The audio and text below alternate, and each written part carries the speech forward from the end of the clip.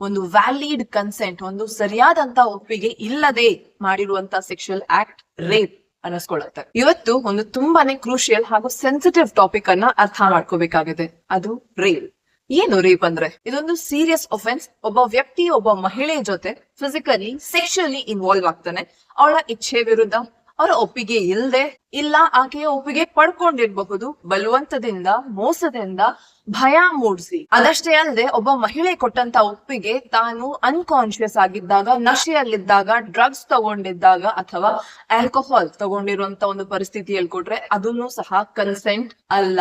ಈ ರೀತಿ ಪಡ್ಕೊಂಡಂತ ಒಪ್ಪಿಗೆ ಒಂದು ವ್ಯಾಲಿಡ್ ಕನ್ಸೆಂಟ್ ಅನ್ನಿಸ್ಕೊಳ್ಳೋದಿಲ್ಲ. ಇದೊಂದು ವ್ಯಾಲಿಡ್ ಕನ್ಸೆಂಟ್ ಅಲ್ಲ. ಒಪ್ಪಿಗೆ, ಕನ್ಸೆಂಟ್ ಅನ್ನೋದು ತುಂಬಾ ವೈಟಲ್ ರೋಲ್ ಪ್ಲೇ ಮಾಡುತ್ತೆ ಒಂದು ಸೆಕ್ಷುಯಲ್ ಆಕ್ಟ್ ಅಲ್ಲಿ. ಯಾವುದೇ sexual act without a valid consent is considered to be rape. Section 63 of ಭಾರತೀಯ ನ್ಯಾಯ ಸಂಹಿತಾ ಅಡಿಯಲ್ಲಿ ನಾವು ರೇಪ್ ಅನ್ನ ಡಿಫೈನ್ ಮಾಡಿದೀವಿ.